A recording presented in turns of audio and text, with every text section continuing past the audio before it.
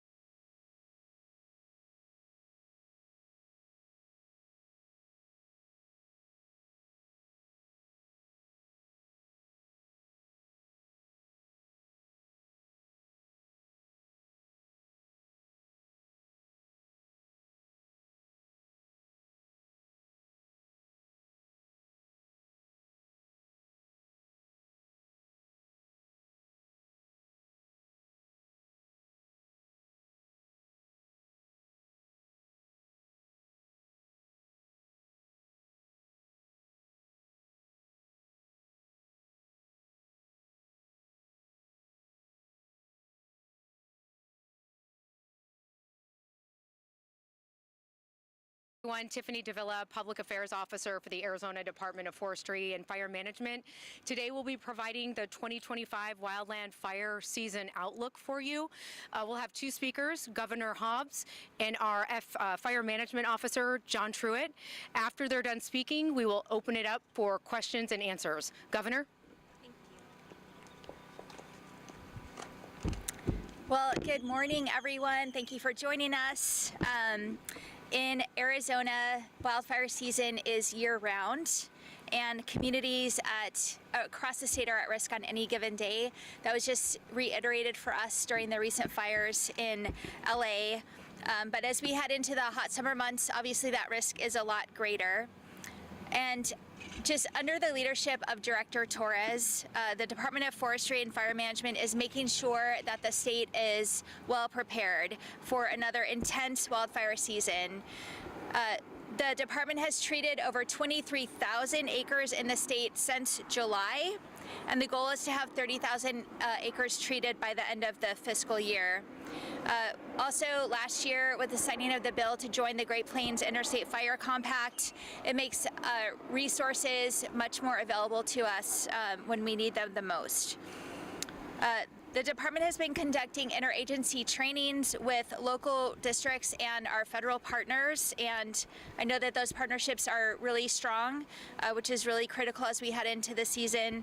The prevention campaign, Spark Safety, Not Wildfires, is really critical when we're talking about prevention. So I want to talk about that because really that is what we can all do most to help mitigate the wildfire season that we're headed into.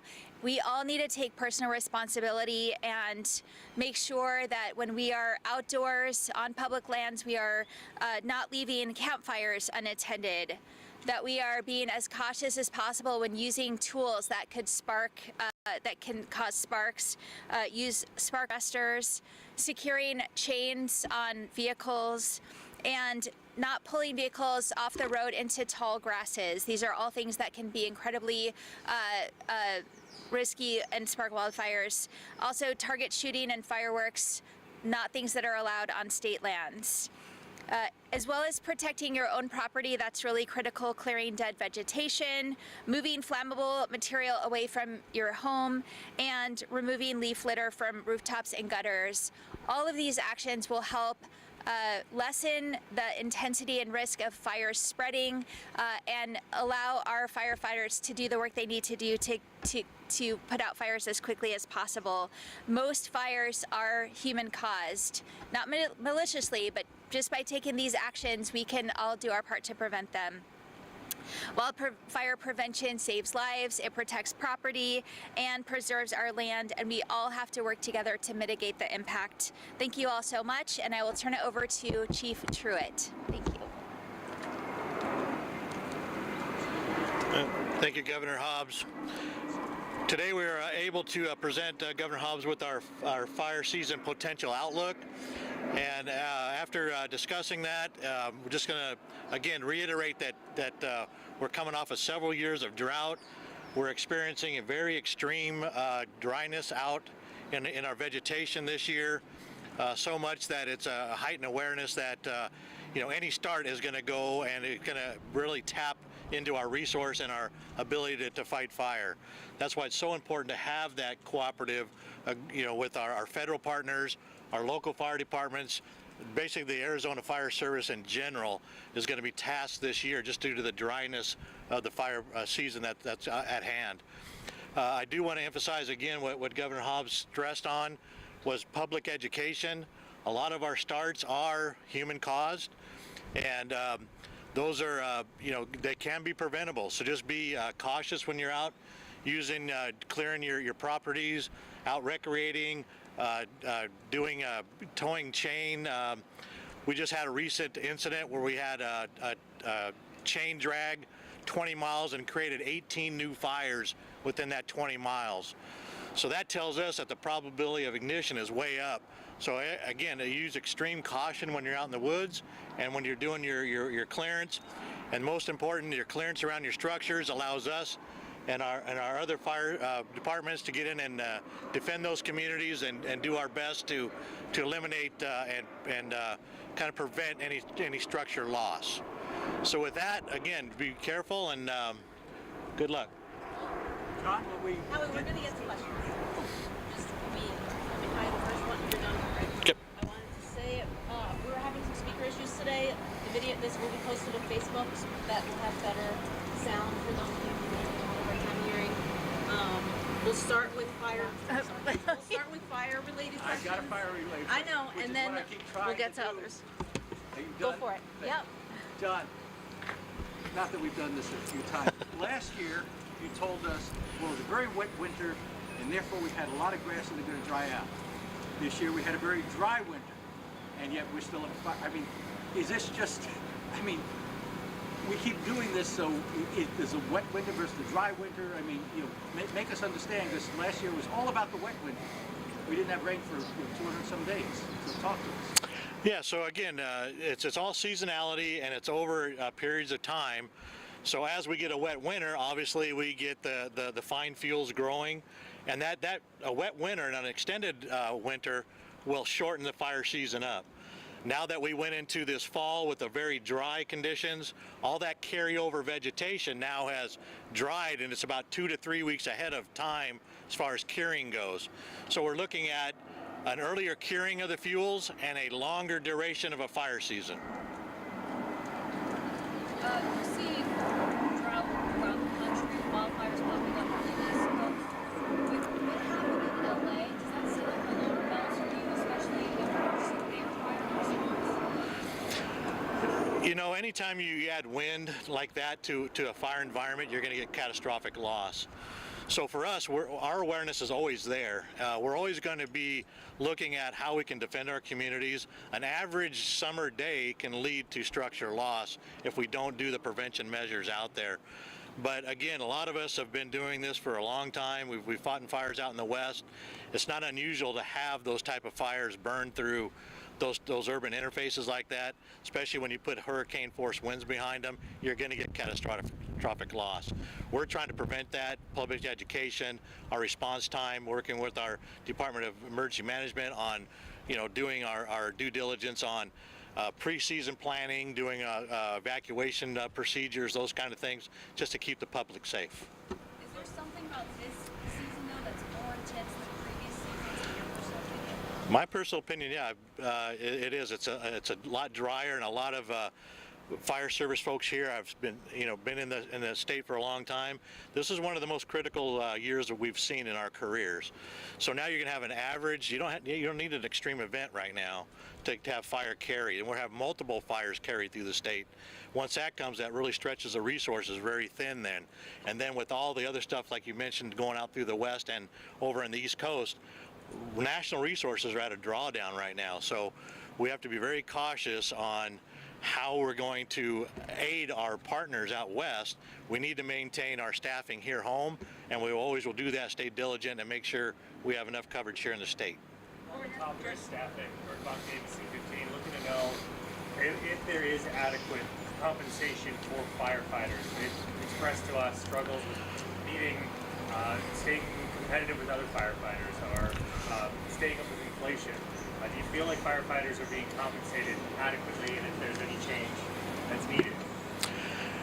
Well, with, again, Governor Hobbs' support, the increase in firefighter pay will help.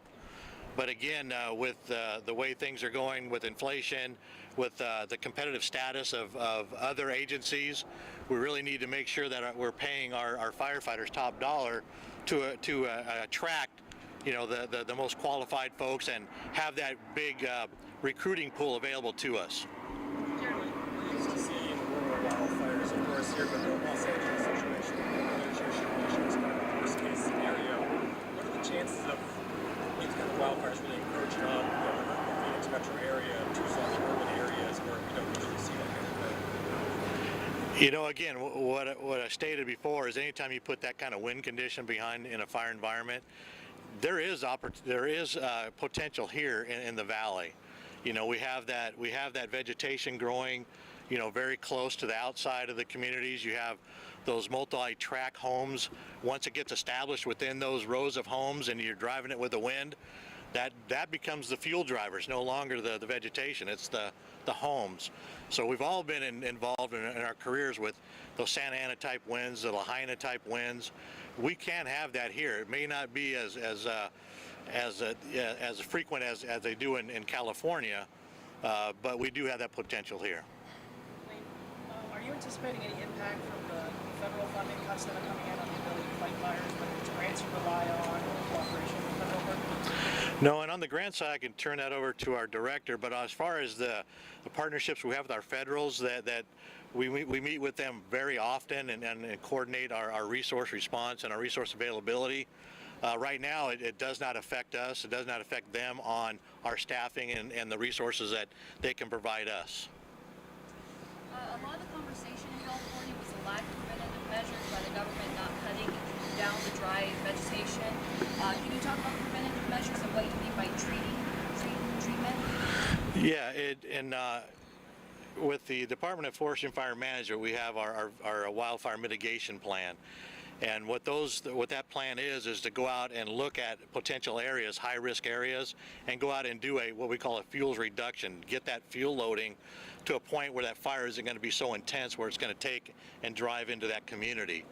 So we're working with our federal partners, and again, our director can go into working with our federal partners, but we're doing large landscape, trying to get the forest and the vegetation back to its natural fire regime that we call. Right now it's overstocked. We've been fighting fire a long time. We've put that in that consideration, in that condition, but right now we're doing a lot of preventive measures by trying to thin that vegetation down to where it's a more natural type fire spread.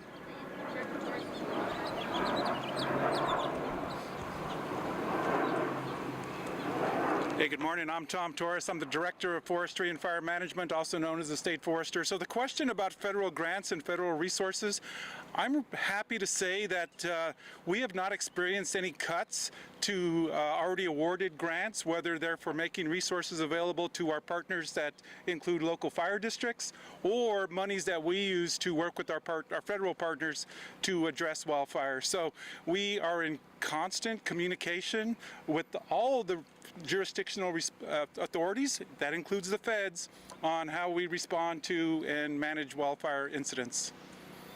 We have other fire-related questions. So two things. Is the staffing level of the state adequate today for this upcoming season? And what's the budget look like for the stars? So regarding staffing, we are almost fully staffed. This is the time of year where we bring on some of our seasonal firefighters that man or staff some of the engines that you see behind me. We are on pace to staff all of our positions that we are funded for. With regard to funding, that is always a very difficult question to answer because it's really dependent not only on the number of starts, but where they occur and how we fight them. Last year we were really aggressive, and it showed because we expended a number of resources and funding to pre-deploy. That's one of the ways in which we help communities prepare for wildfire, is we pre-deploy resources, and we're sought to increase the number of aircraft in the state. We're doing the same thing this year, so we track our funding and our costs on a regular basis, and so it's hard to say. We can move on to non-fire related topics. Hi there. Two questions. I'll start with the first one. Senator Hobbs said he's going to effectively two other nominees, one at the Registrar of Contractors and one at the Department of Insurance and Financial Institutions until certain conditions are met for all those nominees. Can you respond to the holding of those nominees and to some of those conditions that you just set out for them to confirm? To be honest with you, I haven't seen what those conditions are. I will say that the entire way that Senator Hoffman has conducted his Dino committee from the beginning of session is not seemingly in line with the agreement we came to with the president. We are still looking at every option we have to ensure that my directors who were selected and nominated by a bipartisan transition team can get the confirmation they need to continue running the day-to-day operations of the state. And then my second question, I'm glad you brought up that agreement with Senate President Peterson. Part of that agreement was withholding Karen Peters from the Department of Environmental Quality, but I understand that you resubmitted her nomination in February. What has changed, if anything, that allowed you to resubmit that nomination after you said you withheld it? It was never an agreement to withhold anyone.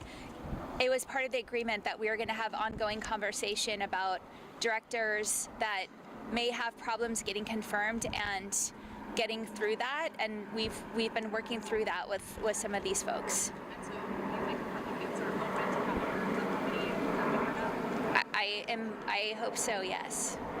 Spider squishy liberal background on things like 5-minute cities, 15-minute cities. Well, she's been an incredible leader on some of the really tough environmental challenges we're facing right now that are, quite frankly, impacting some of our economic growth or potential for economic growth. And so having her in that position to continue working with the business community, with the environmental community, and meeting those challenges is critical.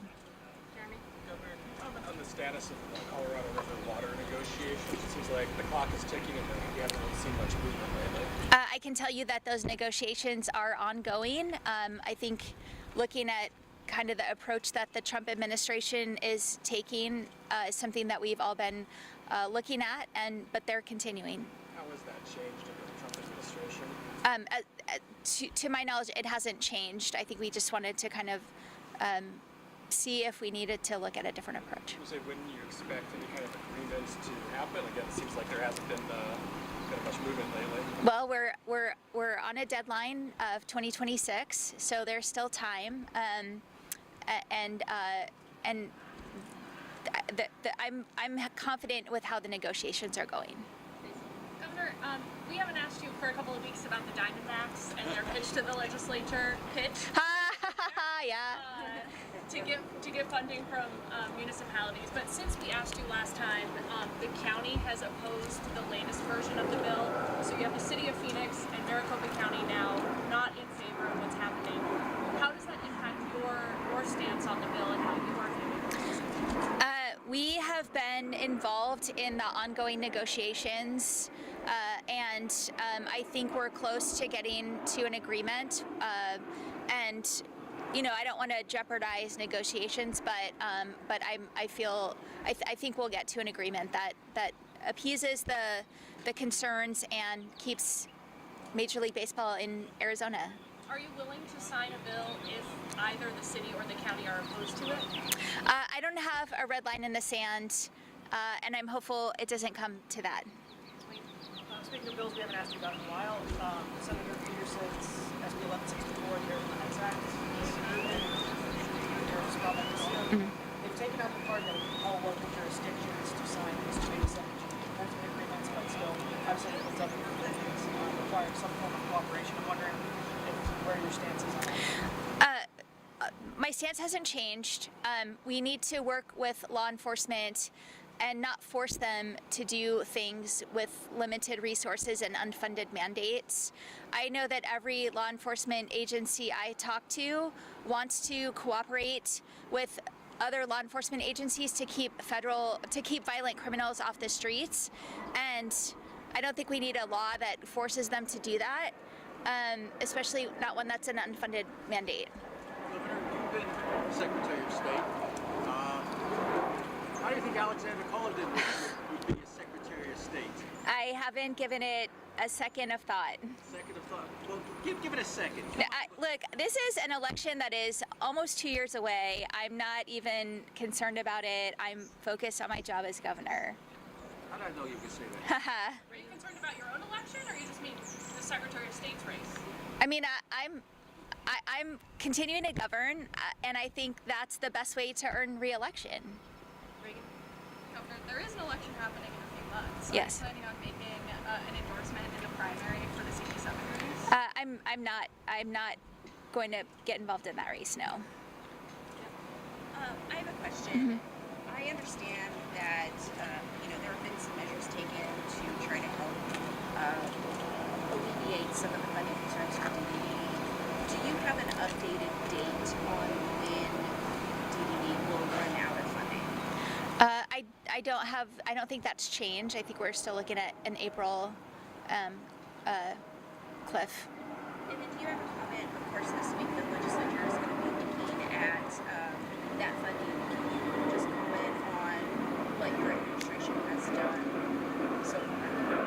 We just announced last week measures that we are taking to help rein in some of the costs. That's something we've been looking at since we knew that we would need a supplemental to ensure that families who rely on this funding can continue to get the life-saving care that they need. But that's delayed. That doesn't help us this fiscal year. We're talking, even your press aide said, all that stuff about the 40 hours, that's down the road. What are we doing this year to cut costs? Well, you saw my supplemental request. That is what triggered the need to implement these cost measures, and that's what we're doing moving forward. The supplemental request, as I've said over and over again, is a routine part of budgeting when caseloads are different than what was projected. And it's no different than, well, it is a lot different, but the Republicans will continue to go to the mat defending their bloated ESA program and make political threats to cut this essential funding for some of the most vulnerable families in our state. So there's no other actions being taken other than asking for supplemental money to keep the program from running out of money? I mean, that's what you do to keep a program from running out of money, is you ask for more money to run the program, and that's what we did. Last one. I got a question. Do you believe the tariffs are taxes? And can you explain that? The second question, how the Trump tariff can affect the Arizona economy? How does what? So, yes, the tariffs are Trump taxes. They will be passed along to consumers. And I think a big concern about how they're being implemented is just the chaos and uncertainty that it's creating. They're on one day, they're off one day, they might be on the next day, and you're seeing how the markets are responding. It's creating all kinds of chaos that at the end of the day is not lowering costs for anyone, which is something that this president ran on. All right. Let me ask one more related back to the Secretary of State. Again, somebody who understands this. The president has issued another of his edicts. He does even more executive orders than you do, Governor. One of his says that we're going to require documented proof of citizenship for everyone, including federal-only voters. Obviously, you understand the Election Assistance Commission with ABBA and everything else. Do you believe the president has the power to decide that federal-only voters in Arizona have to offer DPOC? So I'll say this with saying that I haven't had a chance to really delve into this particular executive order, but as with most of these orders, the president has certain executive authority, and other times he's showing that he thinks he can just change the law by saying it's so, and that's not the case. I will leave that up to folks who are going to probably file suits and challenge that, and the courts to decide. But I think he's absolutely stretching the bounds of executive authority. Just one more quick question on something we also haven't talked to you about in a while. Prop 123. Where are those negotiations at, and do you think that's going to the voters this year, or is it just being kicked out? The negotiations are still ongoing. I am still hopeful that we can see something passed this year. I think it's really important to get something to the ballot this year, and we're still having those conversations. So, All right, thank you, everyone. thank you. Thank you, Governor. Thank you.